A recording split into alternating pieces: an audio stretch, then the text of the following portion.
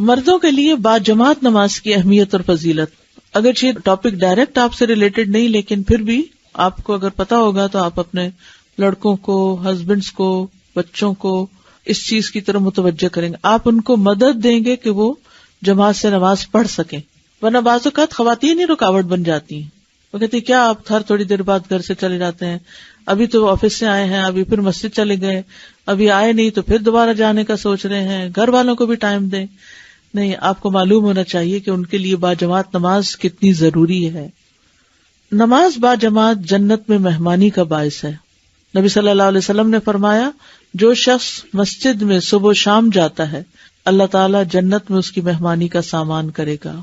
وہ صبح و شام جب بھی مسجد جائے اور اللہ کا مہمان بننا، سبحان اللہ. اس کے لیے پھر اپنے آپ کو کوالیفائی کرنا ہے، اور وہ کوالیفیکیشن کیا ہے؟ مسجد میں نماز. نماز با جماعت کے لیے حاضر ہونے والے سے اللہ تعالیٰ خوش ہوتا ہے.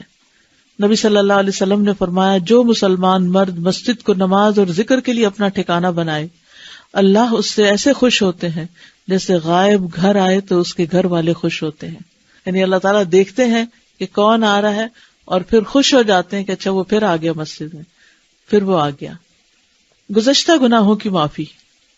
عثمان رضی اللہ عنہ کہتے ہیں کہ میں نے رسول اللہ صلی اللہ علیہ وسلم کو یہ فرماتے ہوئے سنا کہ جو شخص وضو کرے اور اچھی طرح وضو کرے پھر فرض نماز کے لیے مسجد کی طرف چلے اور امام کے ساتھ نماز ادا کرے تو اس کے گزشتہ سارے گناہ معاف ہو جائیں گے. اچھا وضو اور مسجد کی طرف جانا اور امام کے ساتھ نماز ادا کرنا، یہ نہیں کہ نماز تو مسجد میں پڑھ رہے ہیں لیکن جماعت گزر چکی. حج کے برابر ثواب.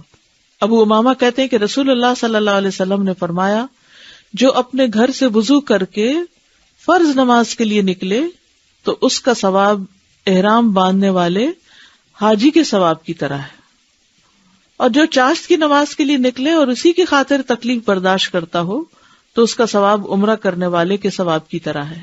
اور ایک نماز سے لے کر دوسری نماز کے درمیان کوئی لغو کام نہ ہو تو وہ علیین میں لکھی جاتی ہے. لا لغو بینہما کتاب فی علیین. ٹھیک ہے، یعنی اس کا نامہ اعمال کلا ان کتاب الابرار لفی علیین. تو یہ ابرار کون ہیں؟ جو ایک نماز سے دوسری کے درمیان کوئی غلط کام نہ کریں.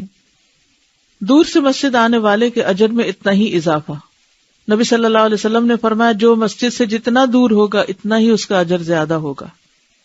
نبی صلی اللہ علیہ وسلم نے فرمایا نماز میں ثواب کے لحاظ سے سب سے بڑھ کر وہ شخص ہوتا ہے جو مسجد میں نماز کے لیے زیادہ سے زیادہ دور سے چل کر آئے، پھر وہ جو اس سے زیادہ دور سے آئے، اور جو شخص نماز کے انتظار میں بیٹھا رہتا ہے حتیٰ کہ اسے امام کے ساتھ پڑھتا ہے، اس شخص سے اجر میں بڑھ کر ہے جو پہلے ہی نماز پڑھ کے سو جائے. فجر اور عشاء جماعت سے ادا کرنے پر پوری رات کے قیام کا اجر. عثمان بن عفان سے روایت ہے، کہتے ہیں کہ رسول اللہ صلی اللہ علیہ وسلم نے فرمایا جو شخص عشاء کی نماز کے لیے جماعت میں حاضر ہوا اس کے لیے نصف رات کے قیام کا ثواب ہے، اور جس نے فجر اور عشاء کی نماز با جماعت پڑھی اس کے لیے پوری رات کے قیام کا اجر ہے. یعنی ایک نماز پڑھے تو آدھی رات کا اجر، دو جماعت سے پڑھے تو پوری رات کا اجر. اور یہ مردوں کے لیے حکم ہے. 27 گنا زیادہ اجر. رسول اللہ صلی اللہ علیہ وسلم نے فرمایا نماز با جماعت اکیلے شخص کی نماز سے 27 درجے زیادہ فضیلت رکھتی ہے. جماعت چھوڑنے والوں پر نبی صلی اللہ علیہ وسلم کا غصہ.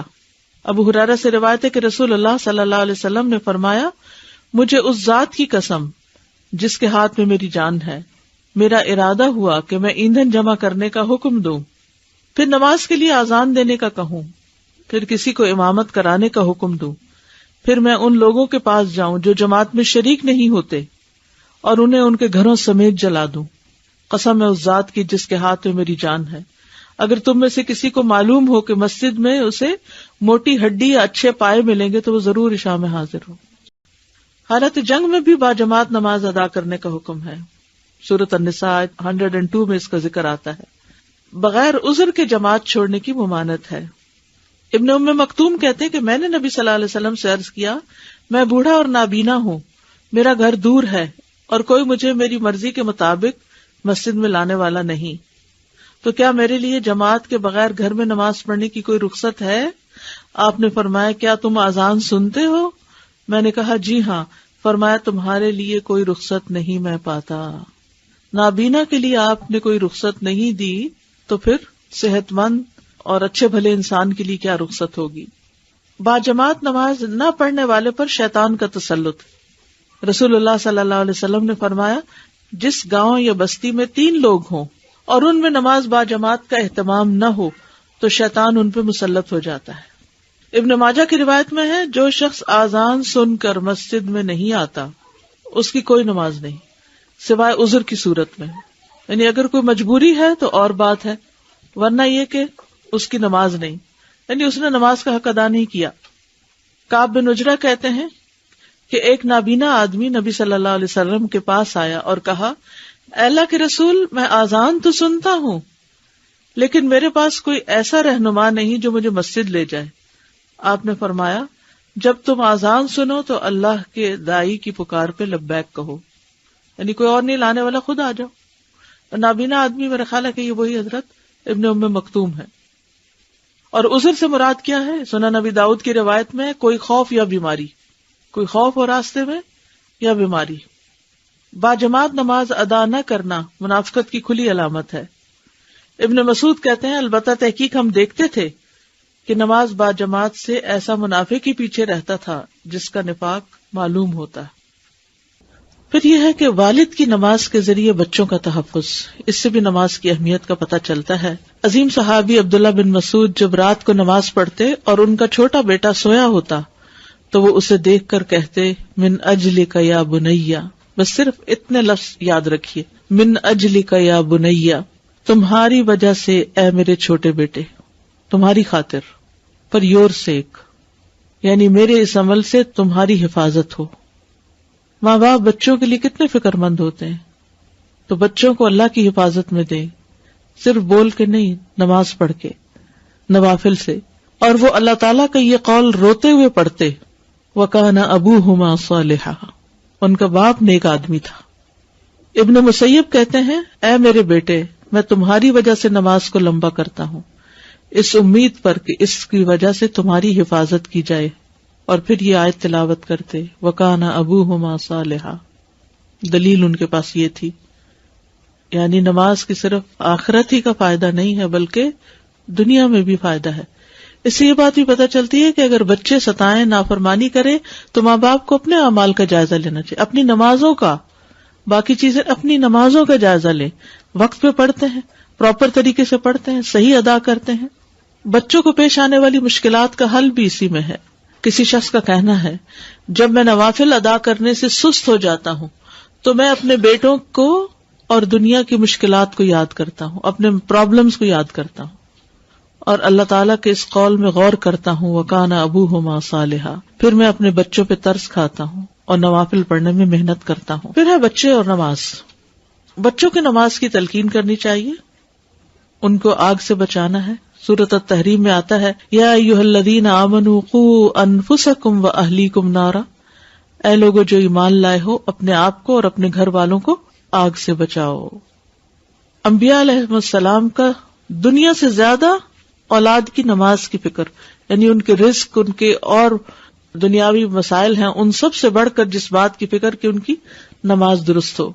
ابراہیم علیہ السلام کی یہ دعا آیت نمبر 37 سورۃ ابراہیم میں ربنا انی اسکنت من ذریتی بواد غیر ذی زرع عند بیتک المحرم ربنا لیقیموا الصلاۃ، اے ہمارے رب بے شک میں نے اپنی اولاد کو اس وادی میں آباد کیا جو کسی کھیتی والی نہیں، یعنی اسے کچھ نہیں اگتا یہاں، تیرے حرمت والے گھر کے پاس اے ہمارے رب، تاکہ وہ نماز قائم کریں۔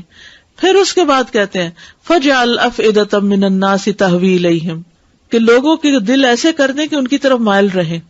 پھر اس کے بعد کہتے ہیں وَارْزُقْهُم مِّنَ الثَّمَرَاتِ، ان کو پھلوں میں سے رزق عطا کر، لَعَلَّهُمْ يَشْكُرُونَ، تاکہ وہ شکر گزار بنے۔ تو بچوں کو نماز سکھانی چاہیے جب وہ 7 سال کی عمر میں۔ پھر نفل نماز کی بھی ترغیب دینی چاہیے۔ حضرت علی رضی اللہ عنہ سے روایت ہے کہ رسول اللہ صلی اللہ علیہ وسلم رات کے وقت میرے اور فاطمہ کے پاس تشریف لائے اور ہمیں نماز تہجد کے لیے جگایا، پھر اپنے گھر تشریف لے گئے اور کافی دیر تک نماز پڑھتے رہے۔ تو آپ صلی اللہ علیہ وسلم نے ہماری طرف سے کوئی آہٹ نہ سنی تو ہماری طرف دوبارہ تشریف لائے، پھر ہمیں جگایا اور فرمایا دونوں اٹھو اور نماز پڑھو۔ یعنی نوافل کے لیے جگایا. پھر خواہشات کی پیروی سے بچ بچ کے رہنے کی تلقین کرنا. فخلف من بعدهم خلف اضاعوا الصلاة واتبعوا الشهوات فسوف يلقون غيا. پھر ان کے بعد ان کی نالائق اولاد ان کی جانشین بنی جنہوں نے نماز کو ضائع کیا اور اپنی خواہشات کے پیچھے لگ گئے، پس ان قریب وہ جہنم کے گڑھے میں جا پڑیں گے. استغفر اللہ.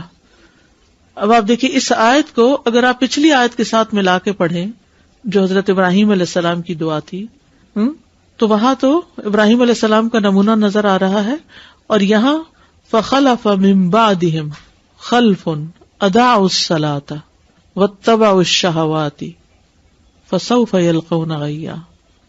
تو ہم بھی اکثر نماز کب اور کیوں ضائع کرتے ہیں؟ جب ہم خواہشات کے پیچھے لگ جاتے ہیں، خواہشات کھانے پینے کی اور دوسری چیزوں کی. رسول اللہ صلی اللہ علیہ وسلم نے فرمایا بچوں کو نماز پڑھنے کا حکم دو جب وہ 7 سال کے ہو جائیں، اور جب وہ 10 سال کے ہوں تو انہیں مارو، یعنی اس وقت ڈسپلن کرنے کے لیے مار سکتے ہو، اور ان کے بستر آپس میں جدا کر دو. تو یہ نماز نہ پڑھنے پر خاص طور پر بات ہے. تو بچوں کو نماز کا عادی بنانے کے کچھ طریقے پہلے بھی آپ لوگوں کے ساتھ شیئر کیے گئے ہیں. اب یہاں بھی آپ دیکھیے کہ صرف یہ نہیں کہنا کہ نماز پڑھو، بلکہ دعائیں دینی ہیں اور اچھے اچھے جملے بولنے ہیں. مثلاً آپ اپنی اولاد سے کہیں نماز پڑھو، اللہ تم سے راضی ہو، نماز میں ٹھونگے نہ مارو تاکہ اللہ تعالیٰ نماز قبول کر لے، اچھی طرح وضو کرو تاکہ تمہارے سارے گناہ جھڑ جائیں، 2 رکعت پڑھو تاکہ اللہ تمہیں کامیابی نصیب کرے. یعنی ایسے جملے بولیں کہ جس سے ان کو نماز کی موٹیویشن ملے. نمبر 2، خود نماز پڑھ کے بچوں کو نماز کی عادت ڈالنا، اچھا رول ماڈل بن. دیکھیے جس چیز کو آپ اہمیت دیں گے نا، خود بخود بچے اس چیز کو امپورٹنس دینے لگیں گے. وہ ماں باپ کو خاموشی سے آبزرو کرتے رہتے ہیں کہ ماں کس بات پہ روتی ہے، کیا چیز اس کی زندگی میں بہت امپورٹنٹ ہے، باپ کس چیز کو زیادہ وقت دیتا ہے، وہ کس کام میں زیادہ لگا رہتا ہے. تو یہ لفظوں کی تبلیغ نہیں، یہ عمل کی تبلیغ ہے. اگر بچہ دیکھ رہا ہے کہ اذان ہوئی اور ماں اٹھ ہی نہیں رہی، لیکن اس کو کہہ رہی ہے جاؤ مسجد، جاؤ نماز پڑھو، کتنا اثر ہوگا پھر. اور اگر وہ دیکھ رہا ہے کہ اذان ہوئی ہے، ماں نے وضو کیا، ماں نماز میں کھڑی ہو گئی ہے، تو آپ کے نماز میں کھڑے ہونے کا اس پہ اثر کیا پڑ رہا ہے؟ خاموشی سے میں نہیں پڑھ رہا، اس کو گلٹ آنے لگے گی. پھر آپ سلام پھیر کے اس کو کہتے ہیں تم نے پڑھ لی نماز؟ نہیں میں ابھی جاتا ہوں، ریئیکشن اور ہوگا. پھر اسی طرح دعائیں دے ان کو، یا اللہ میرے بچے کو ان نماز پڑھنے والوں میں سے بنا دے جو اس سے لذت حاصل کرتے ہیں، یا اللہ میرے بچے کی نماز کو اس کی آنکھوں کی ٹھنڈک بنا دے. ہر وہ چیز جس کا ہمیں مزہ آتا ہے ہم شیئر کرتے ہیں نا بچوں سے، تو بچوں سے شیئر کریں. نماز پڑھنے کے بعد کہ نماز پڑھ کے سکون ہی آ گیا، دل کو قرار آ گیا ہے، ساری تھکاوٹ اتر گئی ہے. یعنی یہ جو فیلنگ ہے نا اچھی نماز کے بعد کی، وہ شیئر کیا کریں. پھر عمدہ الفاظ میں نماز پڑھنے کا کہیے. یہ بچوں کو نماز پڑھنے کے طریقے سکھائے جا رہے ہیں. عمدہ الفاظ میں نماز پڑھنے کا کہیں. یہ کسی نے لکھا کہ جب میں تراویح پڑھنے میں سستی کا شکار ہوتی تو میری والدہ کہتی کہ وقت بہت جلد گزر جاتا ہے، تم اپنا وقت نماز میں گزارو تاکہ اجر بھی حاصل کر لو. یہ اس سے بہتر ہے کہ تم بغیر ثواب کے اپنا وقت گزارو. یعنی یہ آدھا گھنٹہ تو ویسے ہی گزر جانا ہے، اگر نماز میں گزر جائے تو کتنا اچھا ہے. یہ بات بھی جمز میں اپنے پاس لکھ لیجیے گا. پھر نماز کی اہمیت بتانا، اپنی ذمہ داری کا بتانا. یہ کہنا کہ کیا یہ آپ کی نماز ہے یا میری نماز ہے. ایک دفعہ میں نے اپنے 10 سال کے بیٹے کو نماز کا حکم دیا تو اس نے غصے سے کہا ابا جان کیا یہ آپ کی نماز ہے یا میری نماز ہے. اس کا مطلب یہ تھا مجھے میرے حال پہ چھوڑ دو. وہ کہتے ہیں کہ میں مسکرایا اور میں نے اس کے غصے کو برداشت کیا اور اس سے کہا جاؤ قرآن لے کر آؤ. اس نے مجھے حیرت سے دیکھا اور بوجھل انداز میں گیا تاکہ وہ مصحف لے آئے. میں نے اس سے مصحف لیا، اس کا شکریہ ادا کیا اور اللہ کا یہ حکم کھولا وَأْمُرْ أَهْلَكَ بِالصَّلَاةِ وَاصْطَبِرْ عَلَيْهَا لَا نَسْأَلُكَ رِزْقًا نَحْنُ نَرْزُقُكَ وَالْعَاقِبَةُ لِلتَّقْوَى. اور اپنے گھر والوں کو نماز کا حکم دو اور اس پر خوب پابند رہو. ہم تم سے کسی رزق کا مطالبہ نہیں کرتے، ہم ہی تمہیں رزق دیں گے اور اچھا انجام تقویٰ کا ہے. میں نے اس کو کہا یہ پڑھو. پھر میں نے اس کے لیے اس کے معنی کی تشریح کی. میں نے اسے نبی صلی اللہ علیہ وسلم کا فرمان بھی سنایا اپنے بچوں کو نماز پڑھنے کا حکم دو. اور میں نے کہا کہ اب آپ کو پتہ چل گیا کہ یہ آپ کی نماز ہے، یہ میری نماز. یہ نماز آپ کی ہے لیکن حساب مجھ سے لیا جائے گا. اے میرے بیٹے میں خواہش رکھتا ہوں کہ آپ اپنے والد کو اللہ کے سامنے رسوا نہیں کریں گے.